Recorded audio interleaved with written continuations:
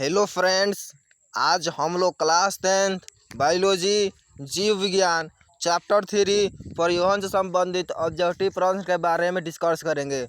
दोस्तों, अगर यह वीडियो आप लोगों को अच्छा लगे तो प्लीज़ इस वीडियो को आप लोग शुरू से लेकर अंत तक देखें ताकि इससे संबंधित एक भी ऑब्जेक्टिव प्रश्न मिस ना हो। चलिए दोस्तों, उस प्रश्न को देखते हैं जो क्लास 10th बायोलॉजी जीव विज्ञान चैप्टर 3 परिवहन से संबंधित है। देखिए दोस्तों, पहला प्रश्न है, निम्नलिखित में किस पादप पत्ती कोशिका में कार्बन डाइऑक्साइड का परावर्तन कार्बोहाइड्रेट्स में हो जाता है? तो इसका आंसर होगा घ पॉलीसेड। अगला प्रश्न है, निम्नलिखित में कौन जल संवाहक ऊतक है? तो इसका आंसर होगा क जाइलम। अगला प्रश्न है, पौधों के वायु भागों से जल का रंध्रों द्वारा वाष्प के रूप में निष्कासन की क्रिया कहलाती है? तो इसका आंसर होगा घ वाष्पोत्सर्जन। अगला प्रश्न है, युगलिना में पदार्थों के परिवहन हेतु निम्नलिखित में कौन सी क्रिया की भूमिका होती है? तो इसका आंसर होगा विसरण। ख। अगला प्रश्न है, पादपों में खाद्य पदार्थों का एक कोशिका से दूसरे कोशिका में संवहन होता है? फ्लोएम द्वारा। ख। अगला प्रश्न है, नग्नबीजी पौधों में जल तथा घुलित खनिज लवणों को जल से पत्तियों तक पहुंचाती है? ख वाहिनिकाएं पहुंचाती है। अगला प्रश्न है, एक अर्धपरागमय झिल्ली से जल के विसरण की क्रिया को क्या कहते हैं? तो इसका आंसर होगा क परासरण। अगला प्रश्न है, पादप कोशिका में उपस्थित कोशिकारस का परासरण दाब भूमि जल के दाब से अधिक होता है? तो इसका आंसर होगा क अधिक होता है। अगला प्रश्न है, पौधों में स्थानांतरण की क्रिया में निम्नलिखित में किस क्रिया की अहम भूमिका होती है? तो इसका आंसर होगा वाष्पोत्सर्जन। क। अगला प्रश्न है,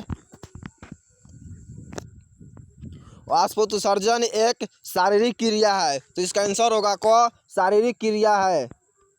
अगला प्रश्न है,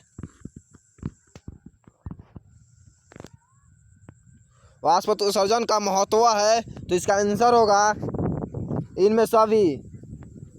अगला प्रश्न है, पौधों में खाद्य पदार्थों के स्थानांतरण की गति पथ होती है? तो इसका आंसर होगा ख द्विदिशीय। अगला प्रश्न है,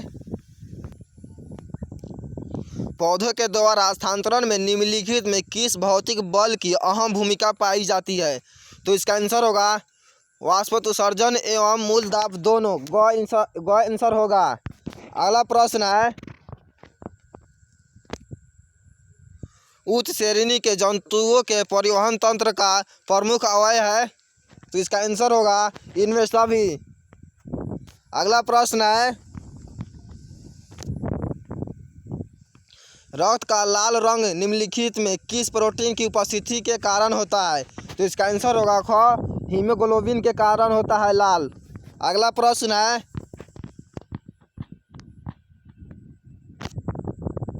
रक्त एक तरल संयोजी ऊतक है क्योंकि? इसका आंसर होगा ख अपने प्रवाह के दौरान शरीर के सभी ऊतकों को संयोजन करता है। अगला प्रश्न है,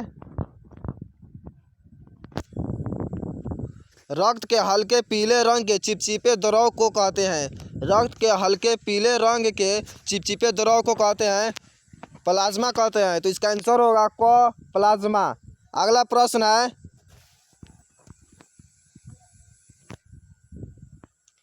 लाल रक्त कोशिकाओं का दूसरा नाम है? लाल रक्त कोशिकाओं का दूसरा नाम है? तो इसका आंसर होगा क इरिथ्रोसाइट्स। क। अगला प्रश्न है,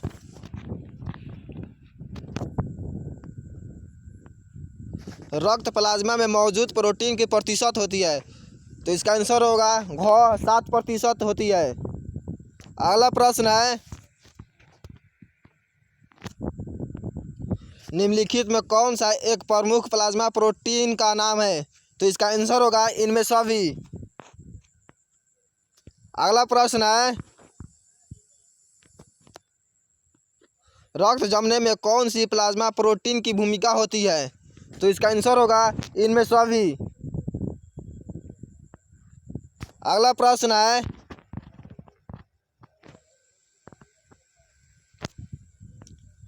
रक्त प्लाज्मा में उपस्थित कौन सा प्रोटीन रक्त प्रवाह के दौरान रक्त को रक्त वाहिनी में जमने से रोकता है? रक्त प्लाज्मा में उपस्थित कौन सा प्रोटीन रक्त प्रवाह के दौरान रक्त को रक्त वाहिनियों में जमने से रोकता है? तो इसका आंसर होगा हिपैरिन। देखिए दोस्तों, यहाँ राका नहीं होगा, रक्त होगा। इसे आप लोग बना लीजिएगा, यहाँ राका नहीं होगा, रक्त होगा। अगला प्रश्न है, देखिए दोस्तों, इस वीडियो का अंतिम प्रश्न है, हीमोग्लोबिन उपस्थित होती है, हीमोग्लोबिन उपस्थित होती है, इसका आंसर होगा ख, लाल रक्त कणिकाओं में। देखिए दोस्तों, अगर यह वीडियो आप लोगों को अच्छा लगा होगा तो प्लीज़ इस वीडियो को आप लोग ज़्यादा से ज़्यादा शेयर और लाइक करें। और इस वीडियो को अंत तक देखने के लिए धन्यवाद दोस्तों।